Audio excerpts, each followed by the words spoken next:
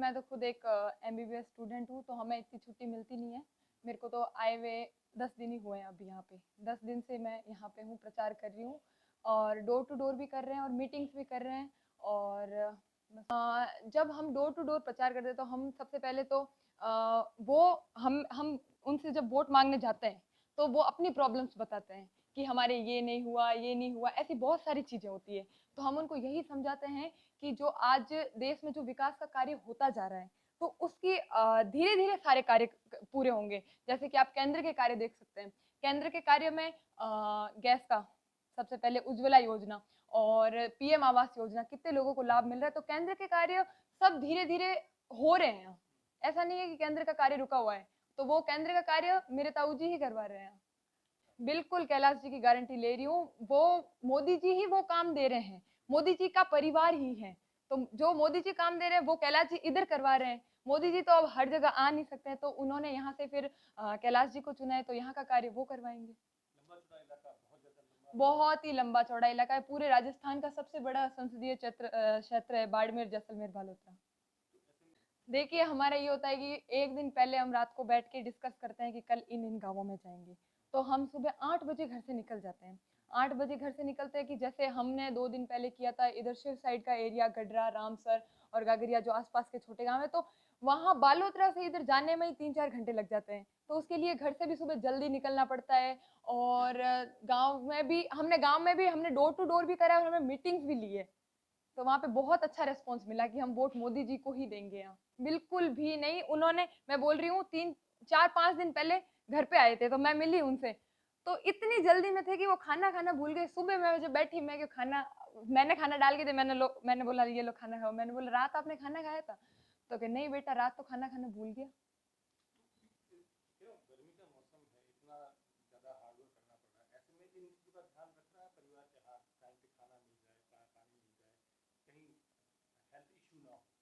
देखो health issue तो ये है कि मेरे ताऊ जी है वो डायबिटीज़ के पेशेंट है। तो मेरे को तो उनकी बहुत चिंता होती है, बहुत ही चिंता होती है। और वो नहीं, पूरा परिवार लगा हुआ है, पूरा परिवार मेहनत कर रहा है। तो और खाने की चिंता तो मैं ही हूँ, उनको पूछती हूँ सुबह शाम फ़ोन करके कि खाना खाया या नहीं खाया, फिर वो बताते हैं कि हाँ, खा लिया।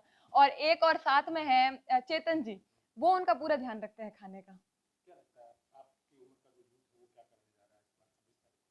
26 तारीख को मैं जो मेरी उम्र की यूथ है, मैं उनसे यही कहना चाहूँगी जो मोदी जी है। मोदी जी भारतीय जनता पार्टी एक ऐसी पार्टी जो सबके हित में कार्य करती है। तो मैं उनसे यही कहना चाहूँगी कि वोट मोदी जी को ही दें, किसी भी बहकावे में ना आएँ। नहीं, नहीं, मैं किसी के बारे में कुछ नहीं कहना चाहूँगी क्योंकि हम जो भारतीय जनता पार्टी है वो काम करके बताती है। वो काम करके बताती है, वो ऐसे दूसरों के बारे में ऐसे कमेंटबाजी नहीं करती है। वो हवाबाजी वाली पार्टी नहीं है, वो विकास के काम करके बताती है। विकास हुआ है। आज आप बाड़मेर, जैसलमेर का जो एरिया है, वो आपको पता है एक डेज़र्ट एरिया है, वो बहुत बिछड़ा हुआ एरिया था। पर आज आप इधर छोटे से छोटे गाँव में जाएँगे तो आप देखेंगे कि रोड बनी हुई है। आप देखेंगे कि हर गाँव में लाइट है। तो ये मोदी जी की वजह से ही संभव हुआ है। हुँ? हाँ, मैं साथ में रहूँगी। मैं मेरे ताऊ जी के आखिरी दम तक मैं मेरे ताऊ जी के साथ खड़ी रहूँगी यहाँ।